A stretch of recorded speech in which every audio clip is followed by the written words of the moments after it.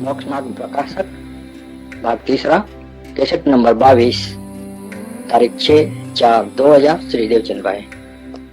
नमो अर्यंताणम नमो सिद्धाणम नमो आयर्याणम नमो उवज्जायाणम नमो लोये सवसावणम नमो समय साराय स्वानुभूत्या चकास्ते चित्त भावाय भावाय सर्वभावांतरचिले मंगलम भगवान वीरो मंगलम गौतमो गणि मंगलम कुंद कुंदार्यो जैन धर्मोस्तु मंगलम सर्व मंगल मांगल्यम सर्व कल्याण कारकम प्रधानम सर्वधर्माणम जैनम जयतु शासनम ओंकार बिंदु संयुक्तम नित्यम ध्यायन्ति योगिनो कामदम मोक्षदम चैव ओंकाराय नमो नमः।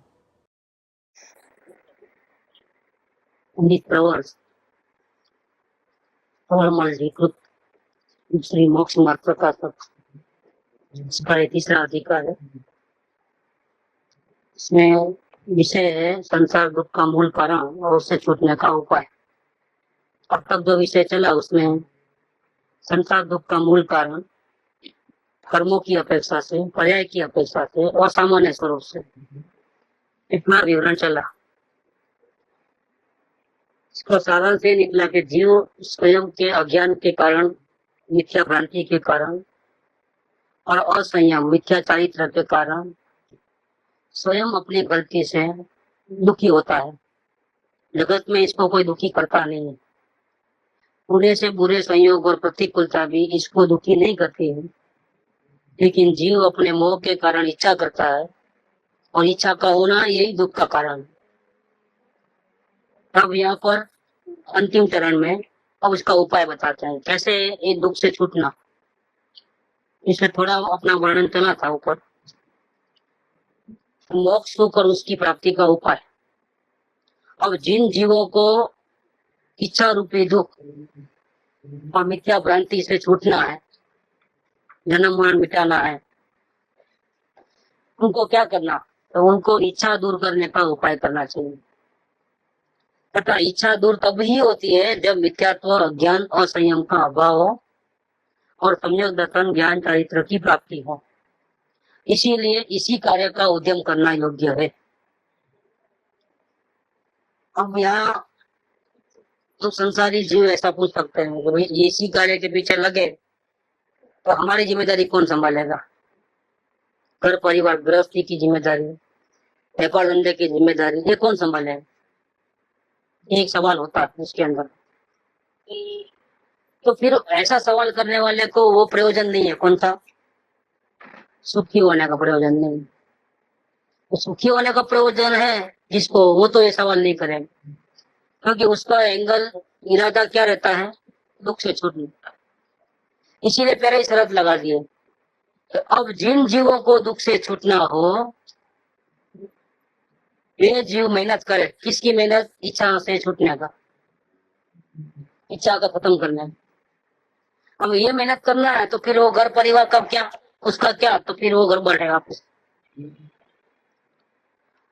इसी कार्य का उद्यम करना योग्य है। कौन से कार्य का? जैसे सम्यक दर्शन, ज्ञान, चारित्र की प्राप्ति हो, फिर बिजनेस करना, समाज का कार्य करना, परिवार का जिम्मेदारी, ये सब क्या ऐसे सवाल करते हो? इसका मतलब ये रहा कि अभी तुम्हारा इरादा नहीं है दुख से छूटने का, क्योंकि वो सारे काम तो तुम अनंत काल से करते आए हैं। को जब आत्म ज्ञान होने से पहले जब वैराग्य आया तो उन्होंने 128 पत्र लिखा है। 128 नंबर का पत्र के अंदर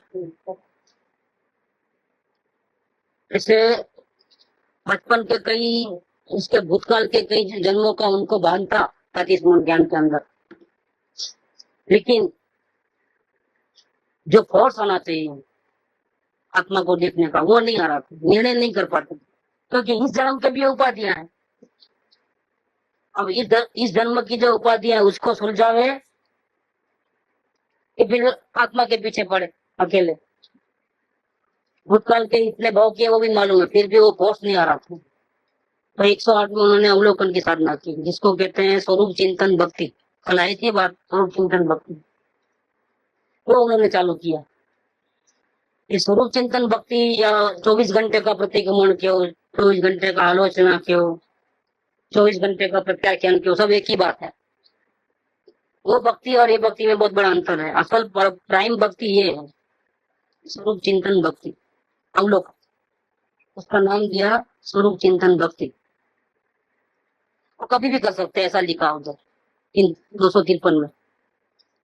तो वो उन्होंने चालू किया तो धीरे धीरे सब अकल आने लगी, तो कहाँ गलती हो रही है। तो गलती तो कोई दूसरा कराता नहीं, स्वयं अपने मोह के कारण दुखी होता है, स्वयं भाव करता है अच्छे बुरे, कोई जबरदस्ती कराता नहीं। स्वयं सुखी दुखी होता है, कोई सुखी दुखी कराता नहीं। ये मालूम अवलोकन से पढ़ते ही 128 में उन्होंने निर्णय लिया कि मुझे तो आत्म शांति चाहिए, और दूसरे जो प्रॉब्लम वर्तमान जिंदगी के हैं, घर परिवार गृहस्थी वो ये सब, वो भी प्रॉब्लम है, ये भी प्रॉब्लम है। अब दोनों में चुनाव कर लिया उन्होंने कि किसकी दवा पहले करना, किसकी बाद में करनी। हम लोग क्या करते हैं, हमेशा आत्म कल्याण भी करना है और संसार का कार्य भी करना है, उसमें चुनाव नहीं कर पाते कि पहले कौन सा करे बाद में कौन सा करे।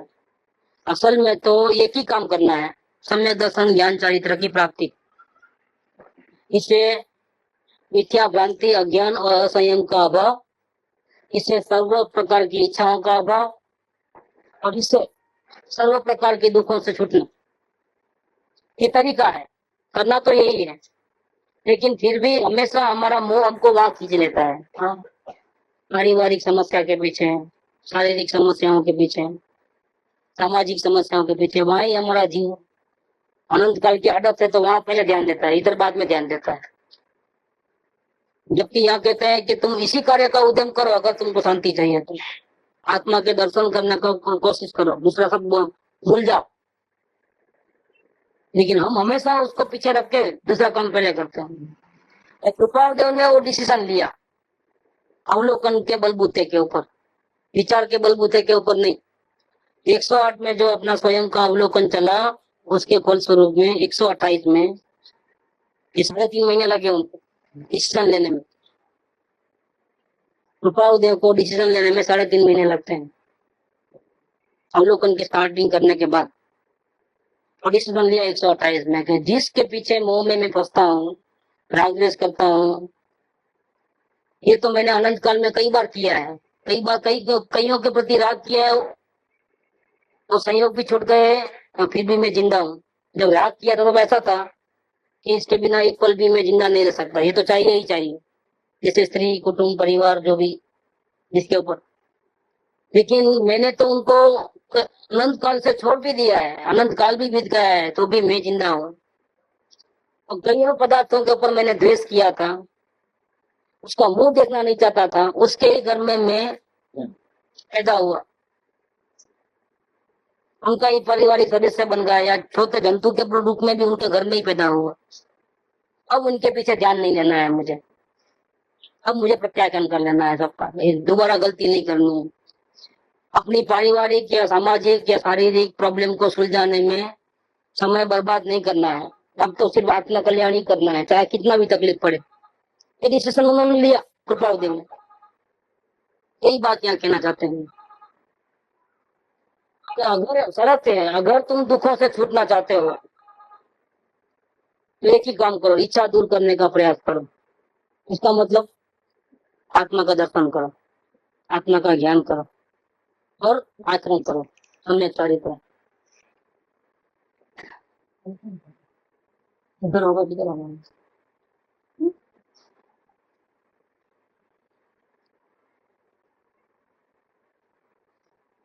ऐसा साधन करने पर जितनी जितनी इच्छा मिटेगी उतना उतना दुख दूर होता जाएगा। आत्मा के पीछे पड़ोगे और जितना जितना हमारी इच्छाएं कम होगी, तो अवलोकन से ही पता चलता है। वेरी बिगिनिंग में अवलोकन शुरू करते ही इधर भी रुचि नहीं रहती है संसार में, घर परिवार में नहीं, इधर भी नहीं, क्योंकि ज्ञान का चमत्कार है।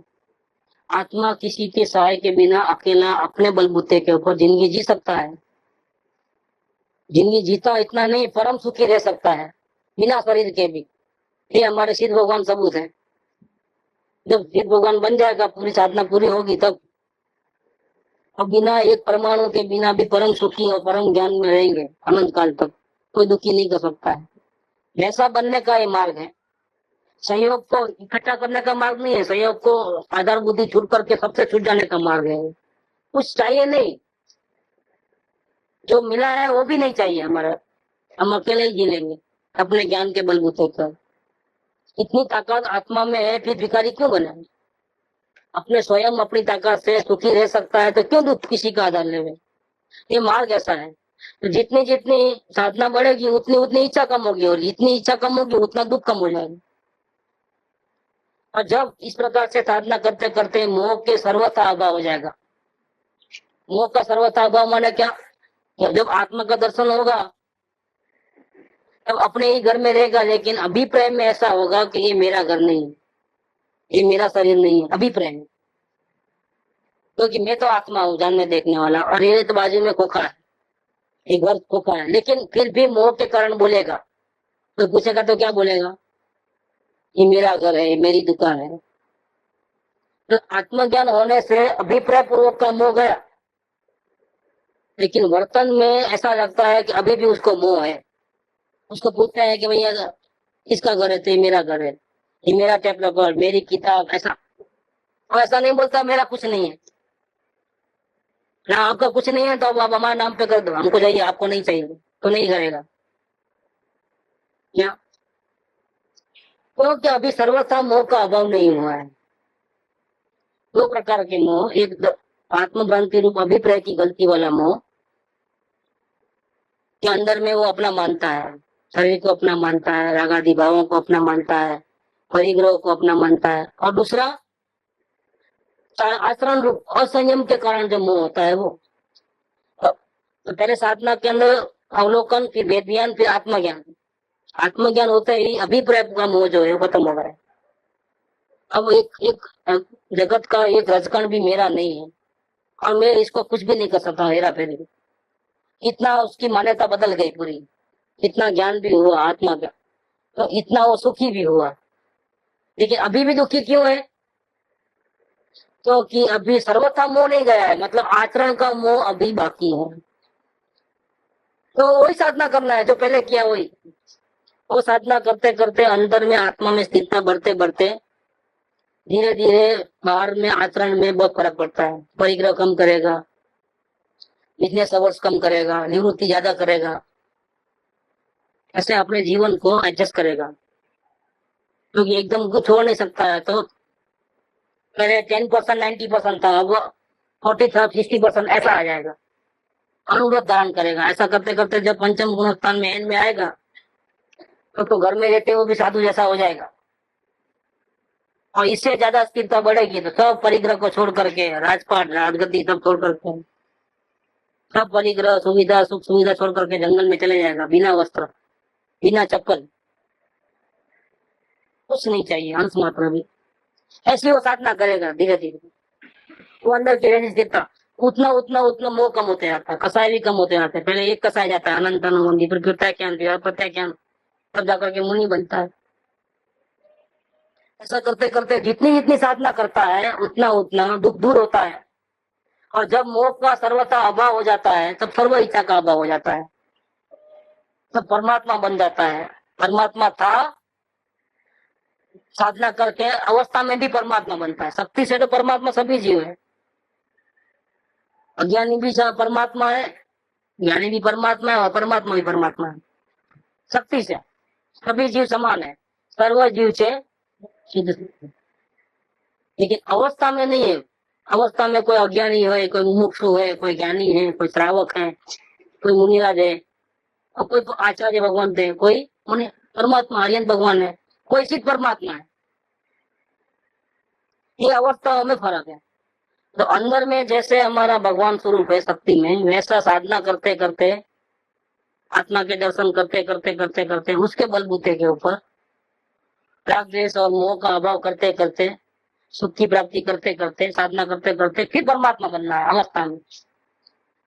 कि जब मोह का सर्वथा अभाव हो जाएगा, अभिप्राय का भी और आचरण का भी, सारे राग द्वेष मिट जाएंगे तब इच्छा का अभाव हो जाएगा। और जब पूरी एक भी इच्छा नहीं रहेगी तब क्या होगा? तो सर्व प्रकार से दुख मिट जाएगा और सुखी हो जाएगा, सच्चा सुख प्रकट होगा। ये बात इन्होंने यहाँ बताई है। पूरी लाइन शुरुआत से लेकर के एंड तक की पूरी लाइन बताई है यहाँ। अब कहते हैं यहाँ पर कि जब सर्वथा सुखी हो जाएगा तो फिर भगवान बन जाएगा, बिना शरीर के कोई कर्म नहीं रहेंगे, कहीं जाना नहीं आना नहीं और परम सुखी। वहां पर ज्ञानावरण दर्शनावरण का क्षोभसम होने पर तथा उदय होने पर अज्ञान अवस्था में मोह के द्वारा एक एक विषय को बार बार देखना जानने की इच्छा होती थी अलग अलग क्रम से, लेकिन अब मोह का अभाव हो गया है, इच्छा का अभाव हो गया, राग द्वेष का अभाव हो गया, तो पर्दा हट गया, अपनी आत्मा पवित्र हो गई। आचरण में अंदर में जितनी पवित्रता थी, लेकिन आईना अच्छा था लेकिन अंदर बाहर में राग द्वेष का मेल था, तो पूरा हट गया तो क्या हो गया? आत्मा अवस्था में भी पवित्र हो गई। अवस्था में पवित्र होने से उसमें अंदर से ही पूरा ज्ञान फैल गया चारों ओर। वो ज्ञान केवल ज्ञान के रूप में प्रकट हुआ। ये जहां बैठा है वहां से पूरी दुनिया, भूतकाल, वर्तमान काल, भविष्य काल, सब चीजें एक साथ दिखती है। तो बार बार एक के बाद एक देखने की जरूरत नहीं रही, सब साथ में ही दिख रहा है। पहले तो क्या ज्ञान दर्शन के ऊपर आवरण था मोह के कारण, तो सब देखना जानना चाहता है लेकिन ये जानना नहीं होता है। कोशिश करने पर भी कई चीज नहीं दिखती है, और जो दिखती है उसमें भी एक साथ में सब नहीं दिखती है, वन बाय वन देखना पड़ता है। लेकिन यहाँ पर आत्मा पवित्र हो गई आराधना से, सर्व प्रकार के राग द्वेष के अभाव हुआ और अवस्था का जो अपवित्रता थी, मैलापन था, वो निकल गया, एकदम स्वच्छ, तो अंदर की शक्ति पूर्ण प्रकट हुई। तो जहां बैठा है वहां पूर्ण केवल ज्ञान होने से सब कुछ एक साथ में जानने में आ रहा है, एक साथ देखने में आ रहा है। तो पहले इसको जानो बाद में उसको जानो, वो कड़ाकुट खत्म हो गए, शक्ति पूर्ण प्रकट हुई। ये बात यहाँ कहते हैं। ज्ञानावरण दर्शनावरण का क्षय होने से सर्व इंद्रियों को, सर्व विषयों का युगपत ग्रहण हुआ। देखना भी हो रहा है, सुनना भी हो रहा है, चखना भी हो रहा है, सब एक साथ। सभी रस का ज्ञान, सभी शब्दों का ज्ञान, सभी कलर का ज्ञान, सब एक साथ हो रहा है। इसीलिए दुख का कारण भी दूर हुआ। यही दिखाते हैं। जैसे नेत्र द्वारा एक एक विषय को देखना चाहता था, लेकिन अब ज्ञान नेत्र खुल गया, तो त्रिकालवर्ती त्रिलोक के सर्व वर्णों को युगपत देखता है। कोई भी बिना देखा नहीं रहा कि जिसको देखने की इच्छा उत्पन्न हो कि अभी ये नहीं, इतना दिख गया, अभी थोड़ा बाकी है देखने का, तो अभी चलो देखेंगे, इच्छा ही सब दिख रही है। इसी प्रकार स्पर्शन आदि द्वारा, अन्य इंद्रियों द्वारा एक एक विषय को ग्रहण करना चाहता था अधूरी अवस्था में मोह के कारण। अब त्रिकालवर्ती त्रिलोक के सर्व प्रकार के स्पर्श, रस, गंध, शब्दों का युगपत ग्रहण करता है।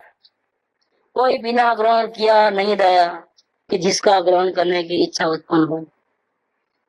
अब यहाँ प्रश्न करते हैं, इसी भगवान को हाथ ही नहीं है तो रोटी कैसे उठाएंगे? ऐसा एक प्रश्न है। शिव भगवान को शरीर तो है नहीं, तो शरीर के बिना ग्रहण कैसे करेगा? ये प्रश्न किया है। आप जहां हमको ले जाना चाहते हो, जिस चीज का वर्णन करते हो कि ऐसा सुख मिलेगा, जब ऐसा सुख मिलेगा तो शरीर नहीं होगा, आंख नहीं होगी, कान नहीं होंगे, फिर सुखी कैसे होगा? ये प्रश्न यहाँ हुआ है। ऐसा सुख तो फिर हमको डाउट होता है कि हम कैसे खाएंगे, कैसे पिएंगे, देखेंगे कैसे? क्योंकि शरीर ही नहीं है, फिर देखना सुनना का काम नहीं है तो सुनेंगे कैसे? बिना शरीर के ग्रहण कैसे करेंगे? समाधान अब इसका उत्तर, इंद्रिय ज्ञान होने पर तो द्रव्य इंद्रिय आदि के बिना ग्रहण नहीं होता था। जब शरीर था तब सुनना है तो कान की गुलामगिरी करनी पड़ती थी, देखना है तो आंख की गुलामगिरी करनी पड़ती थी। ये द्रव्य इंद्रियां बोलते हैं। और ये चक्षु है, ये द्रव्य इंद्रिय है, और देखने की इच्छा वो भाव इंद्रिय है अंदर में। और कर्म का बंधन होता है, किससे होता है? ये आंख से कि भाव इंद्रियों के कारण, देखने की जो इच्छा होती है उसके कारण कर्म बनते हैं। सुनने की इच्छा वो कर्म बंधन का कारण है। कान कर्म बंधन का कारण नहीं, ये तो द्रव्य इंद्रिय है। अज्ञान अवस्था के अंदर जब शरीर था तब संसारी जीव को जब भी देखना था तो इसकी गुलामगिरी करनी पड़ती थी, जड़ पदार्थ की। ये नहीं है तो नहीं देख पाता था, ये नहीं है तो नहीं सुन पाता था। लेकिन अब ऐसा स्वभाव प्रकट हुआ कि हमको बिना इंद्रियों के ही सब कुछ ग्रहण होता है, हमको जरूरत नहीं है इंद्रियों की। जिसके ज्ञान नेत्र खुल गए हैं वो यहाँ बैठे बैठे क्या होने वाला है पता नहीं लगा लेते, पता लगा लेते यहाँ बैठे बैठे। भविष्य काल की कोई घटना हमको ज्योतिष बोल लेता है कि ऐसा होने वाला है, और ऐसा हो जाए तो पैर पड़ते हैं कि नहीं पड़ते हैं उसको नहीं बताया। लेकिन इसने जाना कैसे? जो घटना नहीं घटी थी, घटने वाली थी कुछ साल के बाद, वो एडवांस में लिस्ट में लिख के दे दिया स्टैम्प पेपर के ऊपर, ऐसा ही होने वाला है। और फिर देखते हैं रिजल्ट वही आता है। तो ये कैसे जाना हुआ? कौन इसको हेल्प करता है? आंख नाक कान कौन हेल्प किया? पता कैसे चला? नहीं, आत्मा में वो शक्ति है जानने की। असल में जब इंद्रियों का इस्तेमाल करता है, आंख कान नाक का, तब भी ग्रहण करने का काम कौन करता है? ये चक्षु इंद्रिय करती है कि अंदर में ज्ञान है वो करता है? देखता कौन है? संसार की अवस्था में इंद्रियों की गुलामगिरी करता है, तब भी देखने का काम, सुनने का काम, चखने का काम करता कौन है? ये मुर्दा करता है, ये तो मुर्दा है। अगर अंदर आत्मा नहीं हो तो क्या है? आप देखेंगे फिर उस वक्त भी देखने का काम तो कौन करता है? आत्मा ही करता है ज्ञान के द्वारा। अब फर्क क्या रहा कि जब परमात्मा बन जाएगा तो इसको ऐसी गुलामगिरी की कोई जरूरत नहीं है, इतनी पराधीनता हट गई। अब बिना किसी की सहाय के अपने ज्ञान में इतनी ताकत बढ़ गई कि पहले जानने के लिए आंख का इस्तेमाल करना पड़ता था, अब बिना आंख के भी जानना हो रहा है। तो हमारा भ्रम है कि आंख के बिना नहीं दिखेगा, कान के बिना नहीं सुनेगा, हमारा भ्रम है। सिद्ध भगवान को कोई भी इंद्रिया नहीं है, शरीर ही नहीं है, हाँ, लेकिन अपने ज्ञान की ताकत, केवल ज्ञान प्रकट हुआ है तो सारी दुनिया उसके ज्ञान में प्रतिबिंब रूप झलकती है। ये किसकी महिमा से? अपने स्वभाव, अपने स्वयं की ताकत है। तो महिमावंत कौन? जगत के पदार्थ में ऐसा कोई चीज है अपने से ज्यादा महिमावंत? या अपने से ज्यादा महिमावंत जगत में कोई भी चीज नहीं है। इसीलिए सिद्ध भगवान बनने के बाद भी, और पोजीशन पे पहुंचने के बाद भी, परम सुखी होने के बाद भी, भगवान एक ही काम करते हैं। क्या काम करते हैं? ये मोक्ष प्रकाशक के अंदर पंडित जी शुरू करते हैं ग्रंथ लिखना।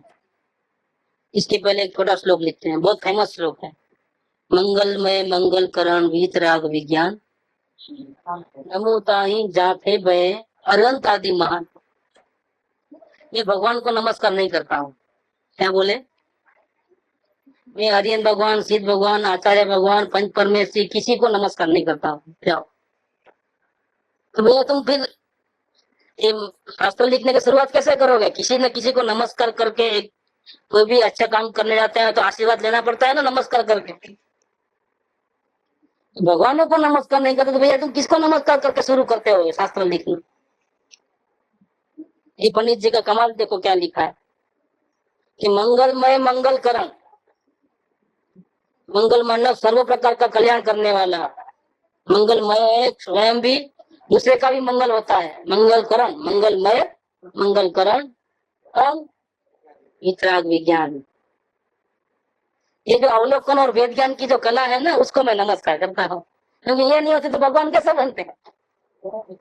ये वितराग विज्ञान है, जो साइंस है, अपने परमात्मा को पाने का जो ये साइंस है, मैं उसको नमस्कार करूंगा। भगवान से बड़ा है वो चीज। क्योंकि अगर ये विधि हमारे हाथ में नहीं होती तो हम अपने आत्मा को ही नहीं देख पाते, तो ज्ञानी नहीं बनते, श्रावक नहीं बनते, मुनि नहीं बनते, भगवान कैसे बनते?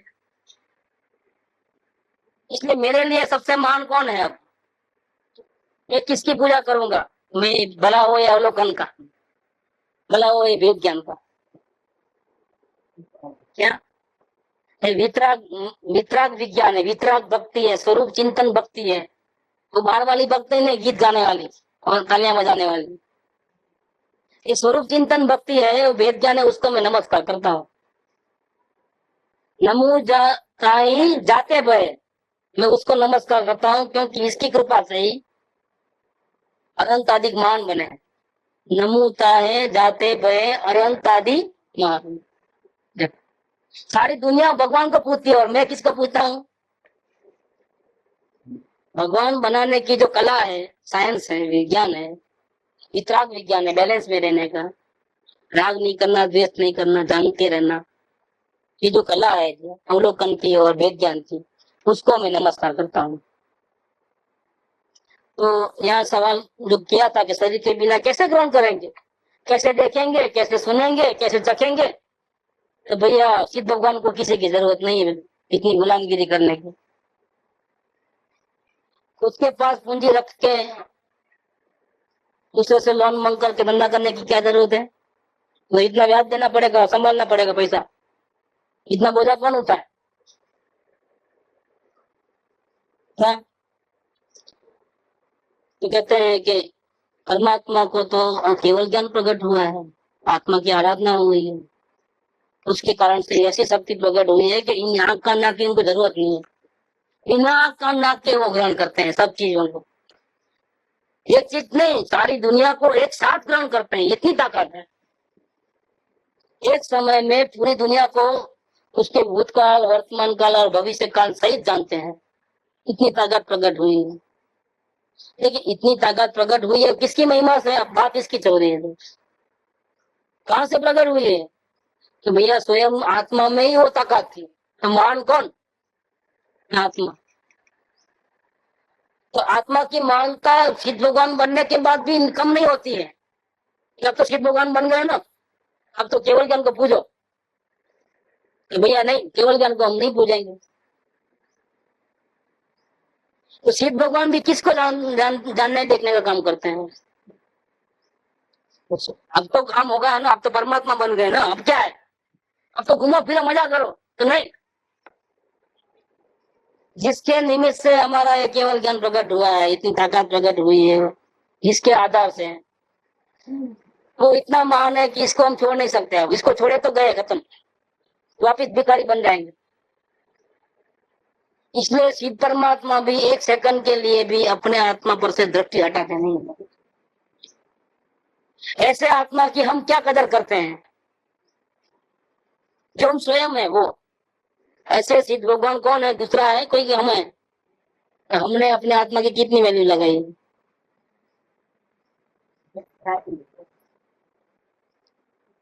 ये दिन रात ऐसा एक आत्मा जो मैं स्वयं हूँ, परमात्मा, वो चाहिए कि और कुछ चाहिए? ऐसी चीज मिल जाती है आपको, चिंता में रत्न मिलेगा, लेकिन एक शर्त है। आज तक जो कुछ भी बंगला, मोटर, गाड़ी, परिवार जो भी है, सबको छोड़ देना है। इसके बदले में आपको चिंता में रत्न देते हैं। बोलो क्या करना है? सौदा करना है कि नहीं करना है? तो क्या करेगा? कि चिंता में रत्न मिलता है, चिंता में रत्न मिलता है तो हम तो और नया खड़ा कर देंगे बंगला। और बोलिए इसको, ये छोड़ देंगे, वो चिंता में रत्न मिलेगा तो उसको बोलेंगे ऐसा मकान बनाओ कि दुनिया में न हो। तो आइए, आग लगाने को तैयार है कि नहीं है? हमारा गोली नया खड़ा कर देंगे, है ना? अपने हाथ में क्या रखा है इसके अंदर? ऐसे भी ये सब कितने लोगों के, कितने साल के साथी हैं जो अभी बसाया हुआ है मकान, बंगला, मोटर, गाड़ी, जो भी, कितने साल तक भैया? ऐसे भी उसको छोड़ना पड़ेगा। और इनको छोड़ने से जब इतना बड़ा फायदा होता तो आज ही क्यों ना छोड़े? छोड़ो आज ही, अपना फायदा देख लो। संसार में सभी स्वार्थ के सगे हैं। बेटा नहीं देखता है कि बाप बूढ़ा है, वो अपना स्वार्थ देखेगा, मेरा कैसे होता है। देखना है हर घर में जो जो कहानी चल रही है ना, जो सब अपने अपने स्वार्थ को देखने वाले हैं, कोई किसी का सगा नहीं है। जब तक पुण्य है साथ में रहते हैं। आपका उड़ाया है तो कोई किसी को पूछने वाला भी नहीं है कौन कैसे हो, पहचानते नहीं भैया हम। बात वो चल रही है कि चिंतामणि रत्न मिलता है तो आप सारी दुनिया को आग लगाने को तैयार हो, अपनी बसी बसाई जिंदगी की परिग्रह को।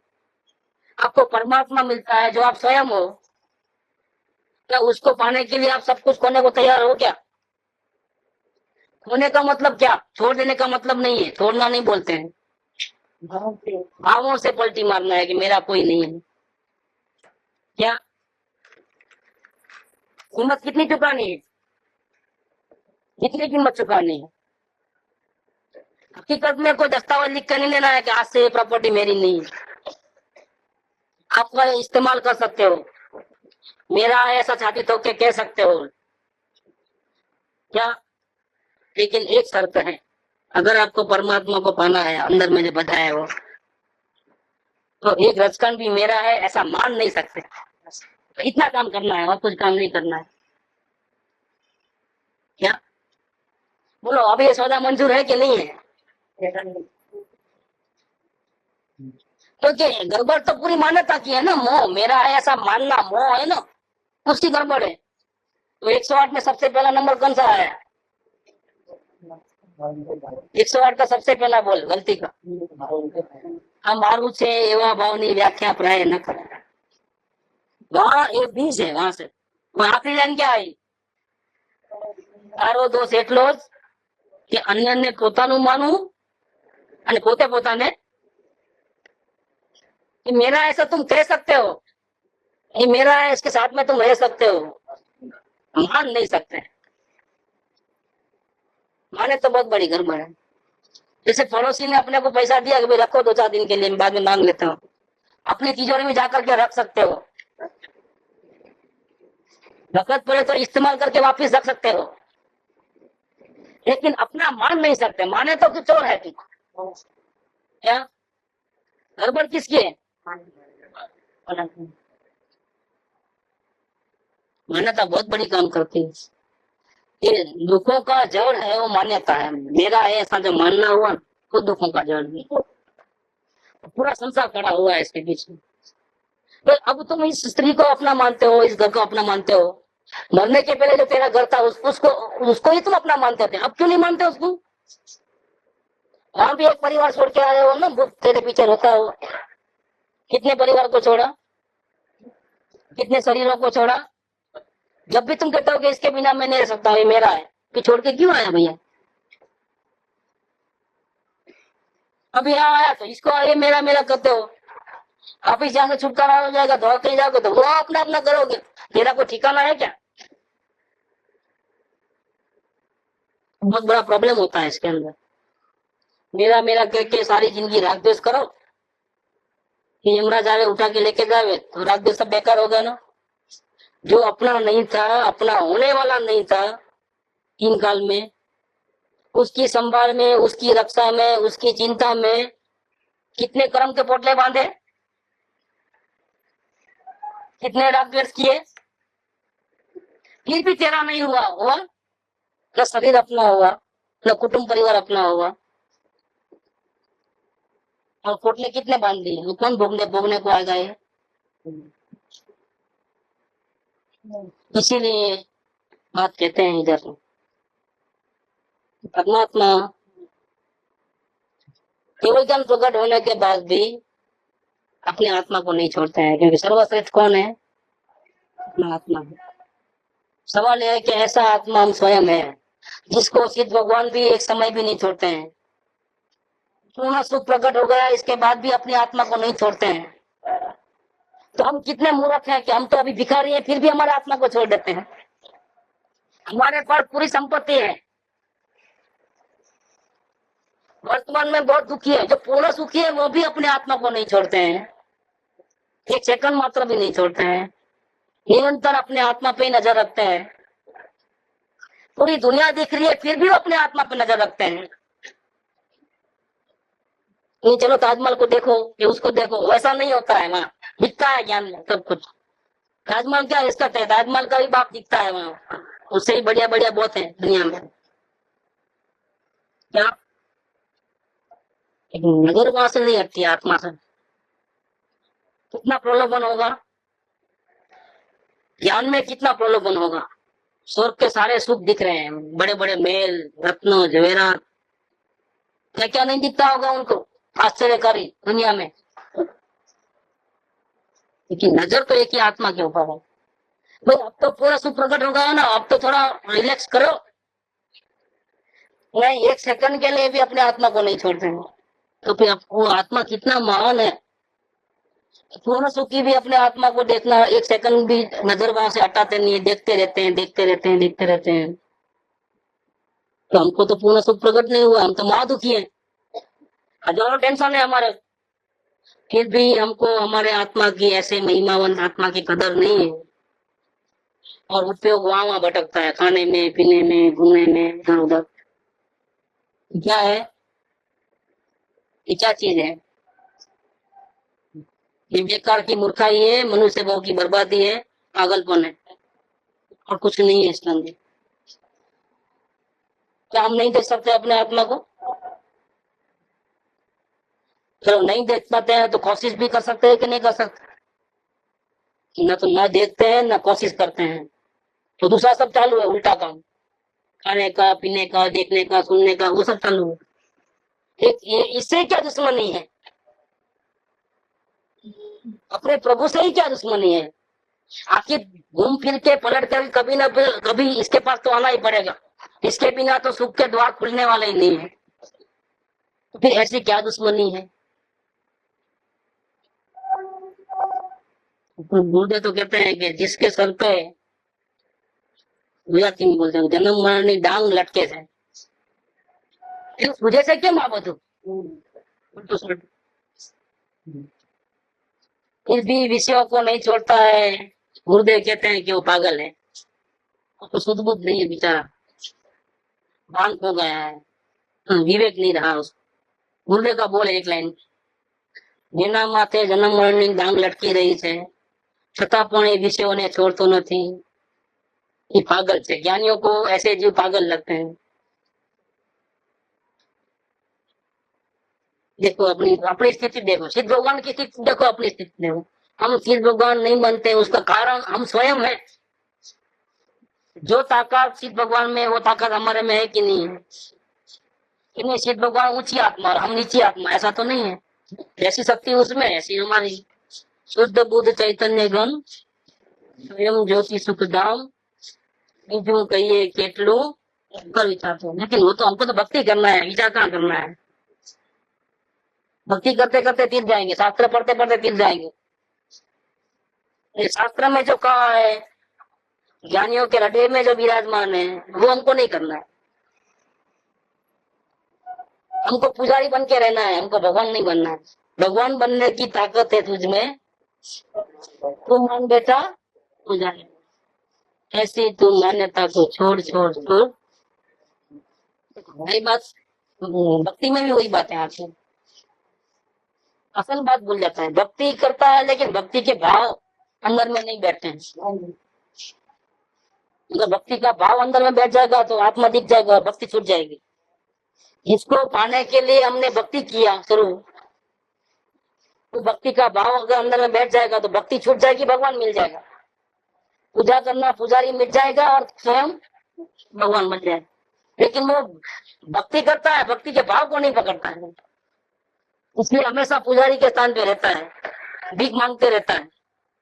स्वयं भगवान भीख मांगते रहता है। ये हाल है, समझ नहीं सकता है। तो भक्ति भी अंधा बना देती है। उसकी धूम चढ़ती है ना, इतना धूम चढ़ती है, रात वासा करता है, जागरण रात, पूरी रात अखंड भक्ति जिसको बोलते हैं, अखंड राम नाम धुन। लेकिन 13-12 बज जाएंगे, अखंड राम नाम धुन। क्योंकि जिसको पाने के लिए किया वो स्वयं है, उसको तो नहीं देखता है, और धुन में बैठ गया बराबर जैसा। ये देखे तो वैसा का वैसा, थोड़ा भी अंश में भी मोह राग द्वेष कम नहीं होता है, अपनी वैसा वैसा का वैसा, क्या फायदा हुआ भक्ति करने का? ये बात होती है। यहाँ कोई कहता है, प्रश्न स्वयं प्रश्न खड़े करते हैं कि जैसे मन द्वारा स्पर्श आदि को जानते हैं उसी प्रकार जानते होंगे। जैसे बहुत सी चीजें ऐसी है कि मन स्मरण कर लेता है, जैसे कोई अच्छी चीज खाने में आ गई, अब वो सामने नहीं है, लेकिन स्वाद ऐसा अंदर में बैठ गया है स्मरण में, कब हम जीभ पे नहीं रखते हैं, वो पदार्थ भी हाजिर नहीं है, फिर भी उसको याद करते ही मुंह में पानी आ जाता है। उसका स्वाद तो मन के द्वारा जानना होता है। तो उसने दूसरा एक तर्क लिया कि चलो भाई शरीर के लिए भी जानना होता है इसको, लेकिन ऐसे जानते होंगे जैसे बिना खाए मन के द्वारा जानते हैं, ऐसे जानते होंगे सिद्ध भगवान। उसका खुलासा करते हैं कि यहाँ कोई ऐसा प्रश्न करे कि जैसे मन द्वारा स्पर्श आदि को जानते हैं उसी प्रकार सिद्ध भगवान को जानना होता होगा, त्वचा जीवा आदि से ग्रहण होता है वैसे नहीं होता होगा। तो उसका समाधान कि नहीं, ये बात गलत है, इसमें मन का तो कोई रोल ही नहीं है। अरे सिद्ध भगवान बनने की तो बात ही क्या है, तो मन ही छूट गया है। मन था तब भी मन के आधार से साधना शुरू नहीं हुई है, अवलोकन से ही शुरू नहीं हुई है। अब क्या जानेगा मन के द्वारा? क्योंकि मन द्वारा तो स्मरण आदि होने पर अस्पष्ट जानना कुछ होता है, पूरा तो पूरा मालूम नहीं होता है, इतना स्पष्ट जानना नहीं होता है। देखो मन के द्वारा बुद्धि में चाहे जितना आत्मा के बारे में सुन लो, समझ लो, याद कर लो, फिर भी आत्मा का स्वाद आता है, थोड़ी भी शांति मिलती है कि बोझा बढ़ता है। वक्त पे वो काम नहीं आता, तकलीफ आती है तो मन बाजू पे रहेगा, जब तकलीफ आती है तो मन बोलता है थोड़ा तकलीफ भूल जाना, बाद में करना विचार आत्मा की। आत्मा कहाँ भाग जाने वाला है? तकलीफ के समय में वो आत्मा महान है, वो बात भूल जाता है मन। थोड़ा तकलीफ थोड़ी मिटेगी, जब शांति थोड़ी निवृत्ति मिलेगी तब आत्मा याद आएगी। सब काम निपटाने के बाद फालतू का समय मिलेगा, तब अगर टीवी चालू नहीं है तो आत्मा याद करेगा। ये मन का रोल है। जबकि ज्ञान में तो निरंतर जागृति रहती है, उसको मन की जरूरत नहीं है आधार बुद्धि। इसलिए वेरी बिगिनिंग में हमने मन का आधार नहीं लिया, और ज्ञान से जानते हैं तो अनुभूति होती है, भाव भाषित होता है कि दुख क्या चीज है, सुख क्या चीज है, टेंशन क्या चीज है, हम कैसे दुखी होते हैं, कैसे सुखी होते हैं, वो कौन जानता है? मन जानता है कि ज्ञान जानता है? बुद्धि का रोल नहीं है इस मार्ग में, बुद्धि का रोल नहीं है। देखिए आप बताए ना मन से जानने से स्पष्ट जानना होता है, कुछ कुछ, वो भी हाँ, पूरा परफेक्ट जानना नहीं होता है, और इसकी अनुभूति भी नहीं होती है। परिणाम भी खराब होते तो बाद में पश्चाताप होता है, उसी समय नहीं होता है, उसी समय मन के द्वारा है, तो उसका कोई असर नहीं है, वापिस वो गलती करता है। असर नहीं होता। जैसे क्रोध हुआ, गुस्सा आ गया, कोई ऐसे घटना घटी, गुस्सा आ गया, तो गुस्सा तो कर लेगा कि बाद में अरे मैंने गलत किया, बाद में होगा, अब मैं दोबारा नहीं करूंगा, ऐसा सोचता है, वो भी मन से होता। वो भी मन से सोचता है, पश्चाताप भी मन से करता है, और कितना भी दृढ़ निर्णय करे कि अब करना ही नहीं है, फिर भी दोबारा ऐसा होगा तो हो जाएगी। ये मन की साधना ऐसी होती है। क्या ये चाटा मारा शांत रहा, दो मारा शांत रहा, तीसरा मारा तो गला पकड़ लिया, भाई दो की चोट थी। क्या विशुद्धिस्ट कहते हैं ना कि तुमको एक मारे तो तुम दूसरा रख दो, तीसरा तो है नहीं, तीसरा तो है ही नहीं ना, क्या करेगा? आपके मन में गाय का डायरेक्ट सीधा पकड़, कोई दलाल बीच में नहीं है। परमात्मा को मिलने के लिए बीच में किसी को दलाली देनी पड़ती नहीं है, किसी की जरूरत नहीं है गुलामगिरी की। अगर कान आंख नाक की जरूरत पड़ती है, आंख की जरूरत पड़ती है आत्मा को देखने के लिए, तो अंधा देख ही नहीं पाता। जिसकी आंख नहीं है वो तो आत्मा का दर्शन ही नहीं कर पाएगा, जिसके कान बराबर नहीं हो तो सुन नहीं पाएगा आत्मा की आवाज। ऐसा नहीं है, डायरेक्ट ज्ञान अपने परमात्मा से मिला देता है। और ज्ञान को तो हमने छोड़ दिया, अवलोकन आदि को और भक्ति आदि में लगा दिया अपने मन को, क्रियाकांड में, उपवास में, मुख्य क्रियाओं में। तो यहाँ ये बात का मना करते हैं कि मन द्वारा तो स्मरण आदि होने पर अस्पष्ट जानना कुछ कुछ होता है। या तो जिस प्रकार त्वचा, जीवा इत्यादि से स्पर्श रस आदि का स्पर्श करने पर, स्वाद लेने पर, सुनने देखने सुनने पर जैसा स्पष्ट जानना होता है, उससे भी अनंत गुणा स्पष्ट जानना सिद्ध भगवान को होता है। क्या? बहुत बहुत स्पष्ट जानना होता है, थोड़ी भी भ्रांति नहीं है, कल्पना नहीं है, बिल्कुल जैसा सामने प्रत्यक्ष देखते हैं ऐसा देख रहे थे, हकीकत बिल्कुल मालूम पड़ती है। विशेष इतना हुआ सिद्ध भगवान को तो ये वहां इंद्रिय विषय का संयोग होने पर ही जानना होता था, कांटेक्ट में आवे तो। जैसे गर्म वस्तु को जब तक हम छुएंगे नहीं तब तक अनुभव नहीं हो, जानना नहीं हो। लेकिन सिद्ध भगवान को छूने के जाने की जरूरत नहीं, बिना छुए ही मालूम पड़ता है। थर्मोमीटर की उनको जरूरत नहीं पड़ती है, कितना डिग्री है बिना लगाए ही मालूम पड़ता है। देखो क्या है, विशेष इतना हुआ कि वहां इंद्रिय विषय का संयोग होने पर ही जानना होता था, यहाँ दूर रहकर भी वैसा ही जानना होता है। यह शक्ति की महिमा है। देखो आई बात, ये सब अपने आत्मा की ज्ञान शक्ति की महिमा है। तथा मन द्वारा कुछ अतीत अनागत को तथा अव्यक्त को जानना चाहता था। अब सर्व ही अनादि से अनंत काल पर्यंत सर्व पदार्थों के द्रव्य, क्षेत्र, काल, भाव सबको युगपत जानता है। कोई भी बिना जाने नहीं रहा कि जिसको जानने की इच्छा उत्पन्न हो। इस प्रकार यह दुख और दुखों का कारण उनका अभाव जानना। दुख के तो पहले जो कारण बताए थे, फर्स्ट कारण जो कुछ करूं, कुछ जानूं, कुछ देखूं, इसी भगवान को नहीं रहता है। दुख भी खत्म, दुख का कारण भी खत्म, वो कोई इच्छा भी नहीं। तथा मोह के उदय से मिथ्यात्व और कसाय भाव होते थे, उनका सर्वथा अभाव हुआ, इसलिए दुख का भी अभाव हो गया तथा उनके कारणों का भी अभाव हो गया। विषय भी खत्म, कसाय भी खत्म, इसलिए दुख के कारणों का भी अभाव हुआ। उन कारणों का अभाव यहाँ दिखाते हैं और इसका विस्तार कल करेंगे। कसाय कैसे कम होता है, खत्म हो गया है, उसकी बात करेंगे। सुख धाम अनंत सुसंत चही, दिन रात रहे तद ध्यान मही।